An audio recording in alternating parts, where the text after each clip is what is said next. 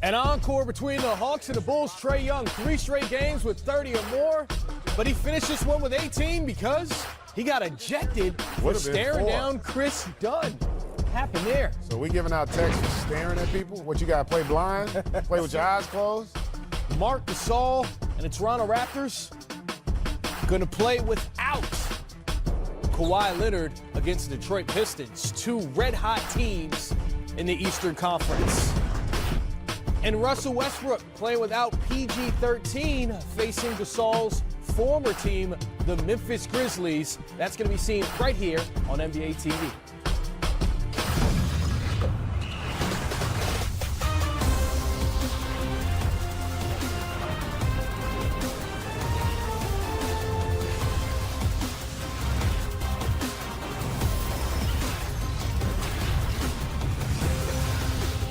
Welcome to Game Time Live. Chris Miles here with the scribe Sekou Smith and the point guard Greg Anthony. And apparently GA still thinks it's Valentine's Day.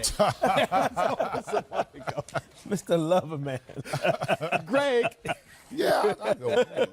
Happy Valentine's Day. You look smooth, my friend. Well, we're here to show you a lot of love and to get you ready for the Grizzlies and the Thunder at the top of the hour. First, we have to check in with the reigning MVP in the Houston Rockets.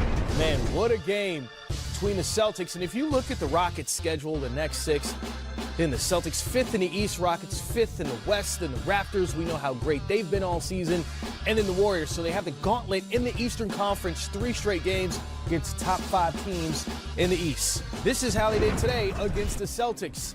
James Harden, 58 points on Thursday. The encore performance just as good, but he got some help from some friends. There's EG. Eric Gordon really played well today, Sekou. When he's playing well, you know, and some of those other role players, GA, they become a much different team. Much more dangerous, obviously, but much more like the team we saw last season. It helps to have a healthy Chris Paul, who's out there wheeling and dealing at that point guard position to take a little bit of pressure off of the bearded one. James Harden, Eric Gordon combined to score 43 of the team's 65 first-half points. The Celtics, on the other side, ice cold from the field. 3 for 14 from three-point range in that first half. Celtics couldn't buy a bucket. That doubt creeps. That's that clank And clank. the crowd, not excited about that at all.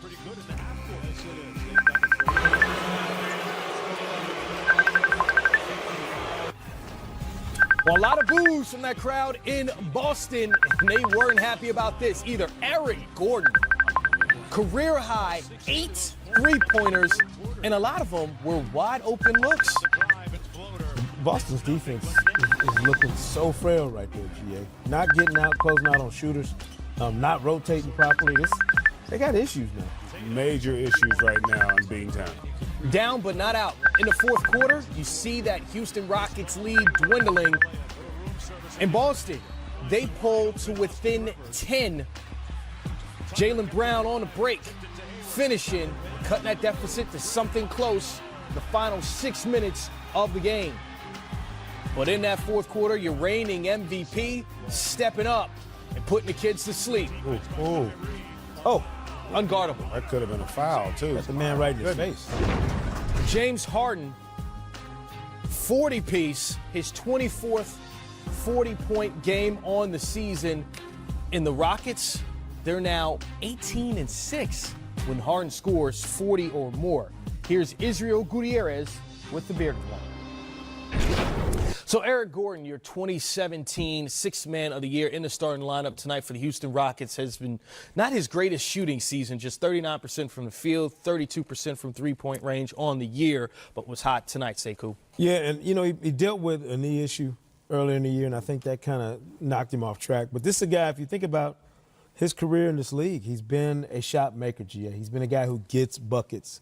And in this Houston system, when you've got him as your third person, that third guy that you can count on to do exactly what he's doing right there, knock down open threes, drive to the basket, be aggressive when Chris Paul and James Harden need somebody else to play off of them, that's when this Rockets team is at its most dangerous.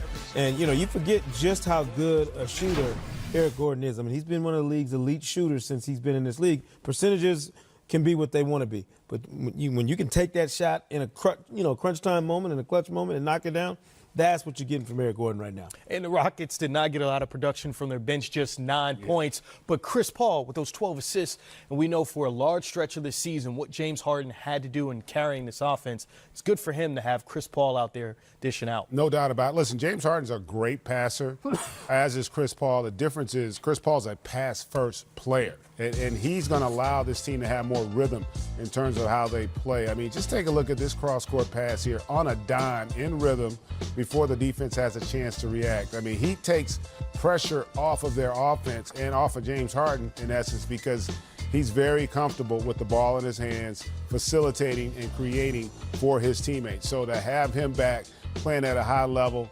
especially late in shot clocks when, maybe the defense is tightened up on James Harden, to have another guy out there that not only can create those opportunities, but he can still be effective offensively as well. And you're seeing this Rockets team. You talked about the lack of bench production, but right now they're kind of hitting their stride. They're starting to play their best basketball, and even though they're in that 5 spot, this is their 5th win in a row. They're trending in the right direction, and they're not too far away from getting up into that home court when you start talking about that first round. And on the flip side of that, the Boston Celtics headed in the other direction. February, their worst month of the year. They were below 500. Now they start March not playing defense. I mean, we saw in the first half, Rockets were taking wide open three-point shots from guys, like you said, are great shooters. Are you disturbed by the lack of effort on defense or the lack of execution on defense by the Celtics? No doubt about it. Listen, when you think of the Celtics, the identity has been one of a defensive-oriented team. They're physical. They're going to defend that three-point line. They're not going to allow you to run your offense. Well, that was not the case tonight, nor has it been the case really this entire month, or the month of February at least, and now starting off into March. They give up 40% shooting from three. 21 threes made from this Rockets team. And their guys just seem to be a count slow. They're not as physical. They're not as engaged. And we've heard all the friction, Sekou, and all the noise about, we're not having fun. Don't nobody have fun when you get your head handed to you. When the expectations were really high for this team. And I think what we're starting to realize, yes, they're still a good team. But right now, they're not on the level of Milwaukee or Philadelphia. Philadelphia, I'll give them because they've had success. But Toronto, they're not on that level of those teams, and those teams have made monumental moves over the course of the offseason and during the season. And for the Celtics, they're just hoping Hayward gets all the way back, that Tatum and Brown and guys like that take another step. But as of yet, it has not materialized. Well, let's listen to Brad Stevens after this loss. Hi, Brad. We'll start with the positive, the comeback. What did you like from that portion of the game? Yeah, I thought we played with good purpose there, but, we dug ourselves too big of a hole, a lot like last year's game against those guys. They're awfully good when fully healthy, and, I thought they put us in a predicament most of the game. Third time in 5 games you've fallen behind by 20 or more. Like, what can you do to stop falling behind so big early in games? Well, I think there's a lot of things we got to do better,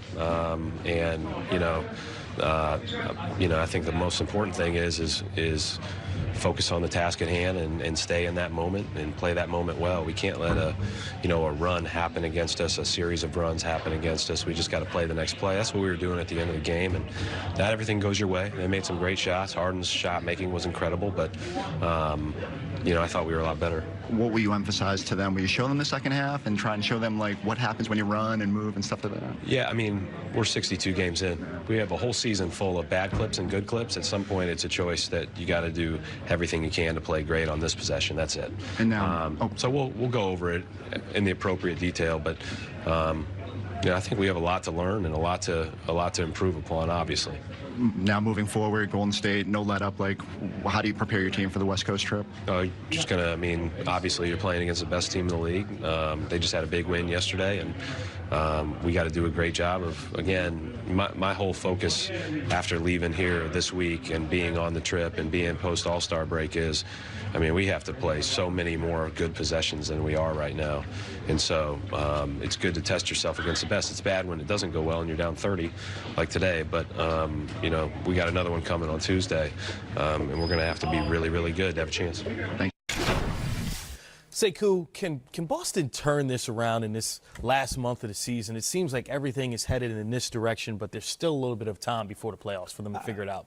Chris, I don't even think it's about turning anything around. I think Brad Stevens spoke to it very eloquently right there. It's about a choice. these guys, they got to make a choice to get back to playing at a higher level, specifically on the defensive end. This is not a team that should be concerned about how you're going to score points. They got enough talent, enough firepower to get the points they need. But if you're going to be an elite team, they've got to play defense at an elite level, and that has vanished for the Celtics team. That was their backbone, if you ask me, last year, was convincing their young guys to play and to buy in at that high level on the defensive end. That has gone away, and they cannot get it back. It's not about snapping a finger and things turning around.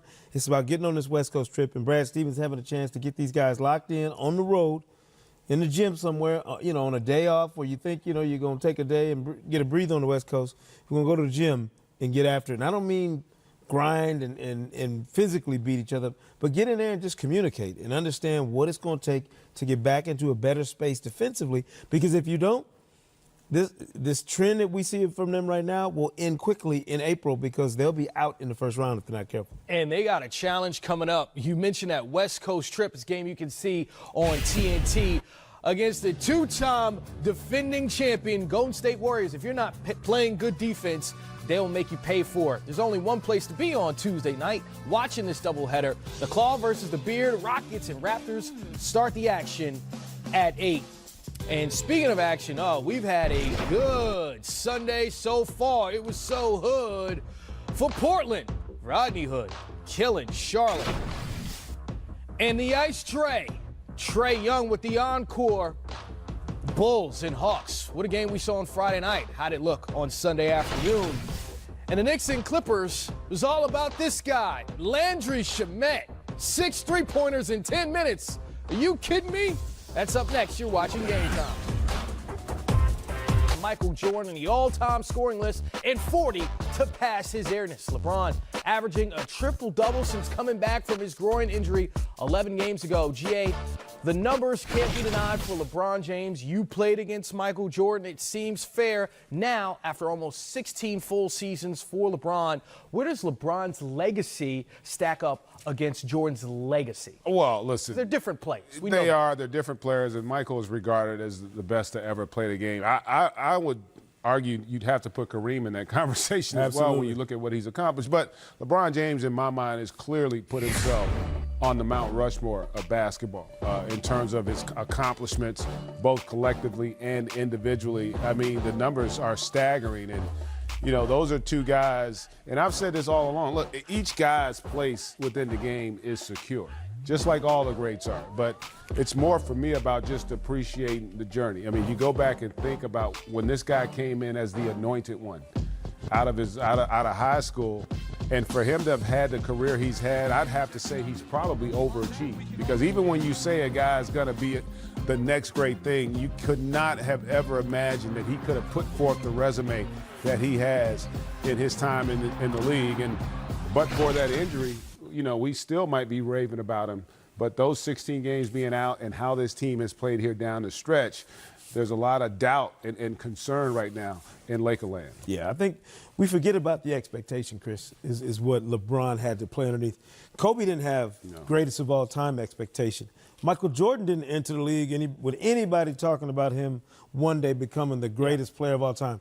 LeBron's the first guy I can remember who came into the league since probably Kareem Abdul-Jabbar with that kind of expectation that you're going to go out and have not only a long, fruitful career, but win championships and MVPs, change the game. And I mean, you're right, Jay. He has exceeded probably a lot of reasonable expectations for what he'd be able to do, especially coming out straight out of high school with no college and no other way to really vet his game other than getting out there on the court as a teenager and proving it from day one.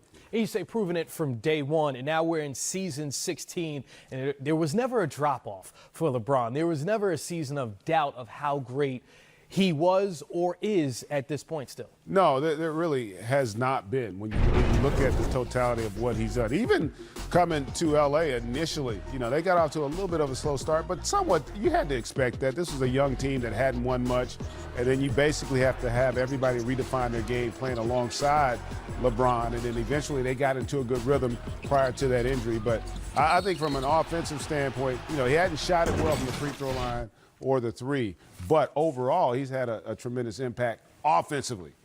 And that's really been the problem with this young team, and LeBron, for that matter. They only play one side of the ball, and that's one reason right now they're on the outside looking in terms of postseason. Well, speaking of which, despite another incredible statistical season from LeBron James, the Lakers are falling out of the playoff picture and fading fast after losing to the Phoenix Suns on Saturday night. Lakers are full 4.5 games behind the Spurs and the LA Clippers right now out west. It's not over yet for the Lakers, but LeBron James certainly understands how far the Lakers have to go in this final month. We can't keep looking at the standings. The standings are going to be what they are no matter what. No matter if you win or lose, you can't. I've never been one to kind of look at the standings. I mean, you've known me for a while. So you just got to go out and do your job and try to do it at a high level throughout 48 minutes and then see what happens at the end of that. So you can't focus on the standings because they shift and move so much throughout the course of the season. I'm not here to harp on the negativity or the negative. We had opportunities. We could have played better here. We could have played better there. I mean, that's been throughout the whole season. It's been throughout the whole season. But right now, it's a tough loss. It's a tough loss for us. It was a tough loss for us last night. We knew we had gave so much to that game last night. We had to kind of find our own energy. I actually felt a lot better than I thought I was going to feel once I got on the floor. But as a collective group, we didn't always have it. A few of us had it at times, but it wasn't always a five-man collective, group. LeBron talking about playing on the second night of a back-to-back. But, the Lakers were down by 18 at the start of the fourth quarter against the Suns, and their defense, it was non-existent. How much of a factor was that in that game for the Lakers just not showing up on defense? Listen, it's been the issue for them, in essence, since LeBron has come back. Defensively, this team has just been porous. I mean, it's like they're out there warming up to start practice. And you see they're running this pick and roll late on the closeout. You got to run that guy off a three-point shot. LeBron doesn't get there in time. And that's really the theme of this team from a defensive standpoint all season. They can score it. They haven't had a problem there. But just look at the lack of effort in transition defensively. Brandon Ingram, it's like he's stretching, getting ready to warm up in practice, doesn't get anywhere near the play. And it's not just him. Kuzma, LeBron, all these guys, the young guys and LeBron at this stage of his career, they've got to commit on that side of the ball. And that's why they struggle mightily, is that they're a group right now that only plays on the offensive end. They're giving up 122 points a game. They're 28th in defensive rating, defensive efficiency throughout the league. And so if that doesn't change, they not only have no chance this year, it's going to be hard for them to continue to improve when you want to play against these elite teams in that Western Conference. It sounds like you say they're not going to make the playoffs. Sekou, where are you on that? Look, the math is all against them right now. They got to go off and just play unbelievable basketball, the next couple of weeks to even put themselves back in a decent position. I think you nailed it, though, GA. The defensive lapses for this team, and if you look at it, it's not just one guy. It's a collective effort that has vanished. It's just not there defensively, and it's cost them. It's funny. We talk about the Boston Celtics having some similar issues where they have the kind of personnel that should be able to play at a high level defensively, but if you're not committed to it mentally, they watch the film. They go back and watch the tape after every game. They have to see this. We see it plain as day. When are they going to see it and change their ways? And if they don't, we all know what comes next. You break this team up, you find a new coach, and everything else starts fresh this summer in L.A. Find a new coach.